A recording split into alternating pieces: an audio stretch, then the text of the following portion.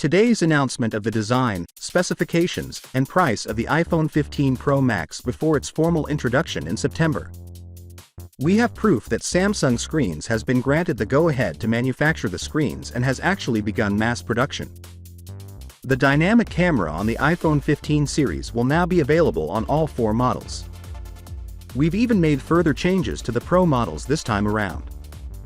Ice Universe reported that the bezel has been reduced to only 1.5 mm as a result of Apple's LiPo technology, and in addition to that, we can obtain a better and brighter display, while its predecessor had a peak brightness of an amazing 2000 nits. According to rumors, the iPhone 15 Pro and iPhone 15 Pro Max would have a maximum brightness of 2200 nits. We have exciting news. The Pro models will undergo a significant material boost. According to Leica Unknowns 21, the iPhone 15 Pro models will use grade 5 titanium for the frame, and he has ample proof to support this claim. According to sources, the iPhone 15 Pro models will come in dark blue and blood red colors, while the iPhone 15 and iPhone 15 Plus models would get a new green hue and have their bezels reduced.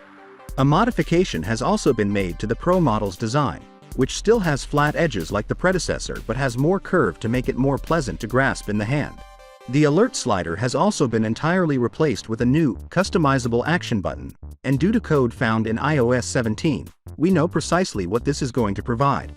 You may now utilize it to rapidly access voice memos, translations, and a magnifying glass. Focusing mode, flash, and quiet modes for cameras. We can even access shortcuts, which means you can pretty much make the button do anything you want. Additionally, it is not limited to a single action. You may choose an action for a single press, a double press, or even a lengthy hold.